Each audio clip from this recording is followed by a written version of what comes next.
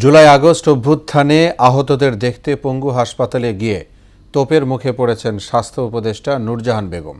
উপদেষ্টার গাড়ি আটকে বিক্ষোভ করেন আহতরা। তারা বলছেন, যাদের বিপ্লবের উপর ভর করে রাষ্ট্র ক্ষমতায় যাওয়া তাদের দিকেই মনোযোগ নেই সরকারের।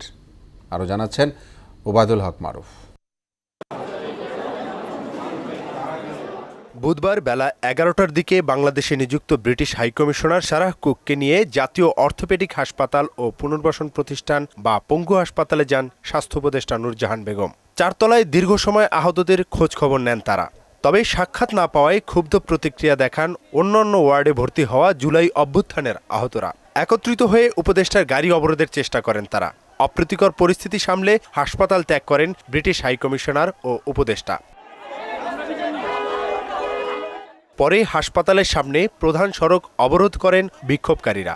এ সময় ঘটনাস্থলে আসে পুলিশ ও সেনাবাহিনী। মনোযোগ দিয়ে তাদের দাবিদাবাগুলো শোনেন তারা। আপনার দেশকে ভালোবাসেন তো? তাই যদি হয়ে থাকে তাহলে আমাদের দাবি দেওয়া আন্দোলনে আপনারা তো জানেন আমাদের হয়ে আছে না। এখন এই দেশকে পুনর্গঠন করার দায়িত্ব আমাদের না, আমাদের তো নাকি? মানে আমার দায়িত্ব নাকি আপনাদেরও দায়িত্ব? আমরা আশা করি কিছুক্ষণের মতো হয়তো ওনারা ওনাদের যে দাবি দেওয়া সেটা পেশ করে হয়তো এখান থেকে শুনবো।